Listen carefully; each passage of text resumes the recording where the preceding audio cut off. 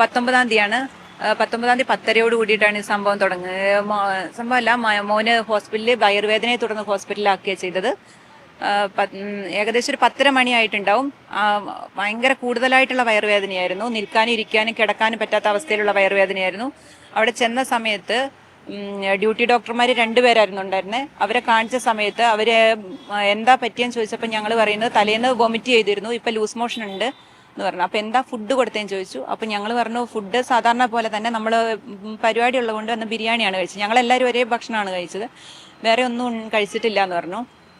അപ്പോൾ അവർ പറഞ്ഞു പിന്നെ അത് ഗ്യാസിന്റെ പ്രോബ്ലം ആണ്, നമുക്ക് പിന്നെ ഗ്യാസിന്റെ ഒരു ഇഞ്ചക്ഷനും ഒരു വേദനേന്റെ ഇഞ്ചക്ഷനും എടുത്തിട്ട് നമുക്ക് തിരിച്ചു വിടാന്ന് പറഞ്ഞു.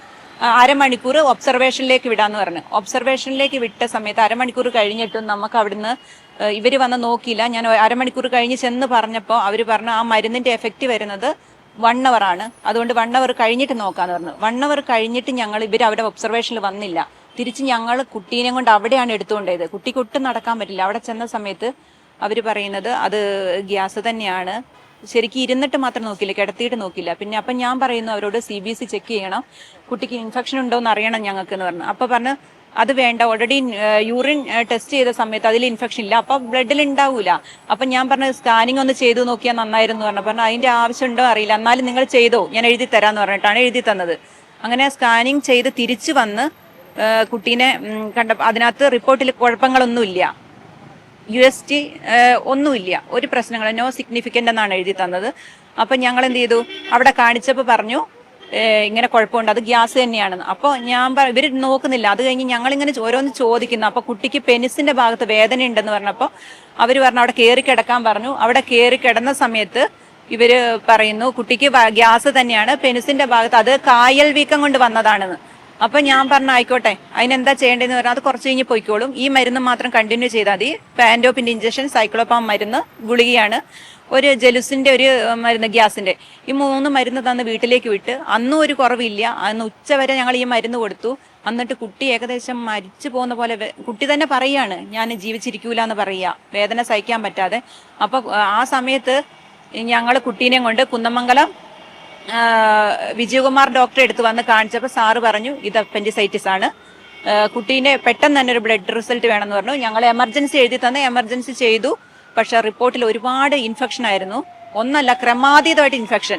സാർ പറഞ്ഞു അപ്പൻഡിസൈറ്റിസ് പൊട്ടിയിട്ടുണ്ട്, എമർജൻസി ആയിട്ട് സർജറി ചെയ്യണം, നിങ്ങൾ എവിടെയാണെങ്കിലും ഞാൻ ചെയ്താൽ മതി എന്ന് പറഞ്ഞു. അപ്പോൾ സാറ് തന്നെ ഡോക്ടേഴ്സിനെ അന്വേഷിച്ചു, ലാപ്രോസ്കോപ്പി ചെയ്യണം, കുട്ടിക്ക് 9 വയസ്സേ ആയിട്ടുള്ളൂ.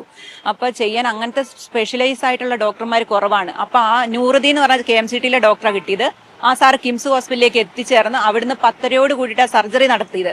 സർജറി ചെയ്തപ്പോൾ സാറിനെ ഞങ്ങളോട് പറയുന്നത് അപ്പൻഡിക്സ് പൊട്ടിയിട്ട് ഫുള്ള് സ്പ്രെഡായി, കുടലിനും കരളിന്റെ ഭാഗത്തൊക്കെ സ്പ്രെഡായി പോയി.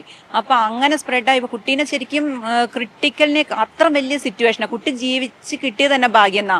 പിന്നെ കുറെ ഡോക്ടർ അവിടുന്ന് ഒഴിവാക്കിയായിരുന്നു. എന്നാലും ഇവിടെ ഇത് ചെയ്തിട്ടുണ്ട്, ട്യൂബ് ഇട്ടിട്ട്, റൈസ് ട്യൂബ് പോലെ ഇട്ടിട്ട് കൊടുത്തിട്ടുണ്ട്, ഡ്രെയിൻ കൊടുത്തിട്ടുണ്ട്. ഇപ്പോഴും പോയിക്കൊണ്ടിരിക്കും, ഇപ്പോഴും ക്രിട്ടിക്കൽ സ്റ്റേജിൽ തുടർന്നുകൊണ്ടിരിക്കുന്നു. ഇൻഫെക്ഷൻ ഉള്ളതുകൊണ്ട് ആന്റിബയോട്ടിക് കൊടുക്കുന്നുണ്ട്, റിക്കവറായി വരാൻ കുറച്ച് താമസം എടുക്കും.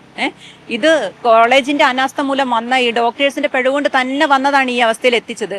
ഇവർക്ക് ഇങ്ങനെ ഒരു സിറ്റുവേഷനിൽ വരുത്താതെ ഇവർക്ക് ശരിക്കും സീനിയർ ഡോക്ടറെ കാണിച്ചുകൊണ്ട് അവിടെ അഡ്മിഷൻ ആക്കിക്കൊണ്ട് ചികിത്സ തേടാൻ, ഒറ്റ ദിവസം നിർത്തിയാലും ഇതെന്താണ് കുട്ടിക്ക് വേദന കുറയാത്തതെന്ന് കണ്ടെത്തായിരുന്നു. അതിന് ശ്രമിക്കാതെ നമ്മളെ വീട്ടിലേക്ക് വിട്ട് ഇപ്പൊ ഒരു സ്വകാര്യ ഹോസ്പിറ്റലിൽ എത്തിക്കേണ്ട എടുത്തും കുട്ടീന്റെ ജീവൻ പോകേണ്ട എടുത്ത് എത്തിച്ചത് ഹോസ്പിറ്റലിലെ അനാസ്ഥ മൂലം തന്നെയാണ്.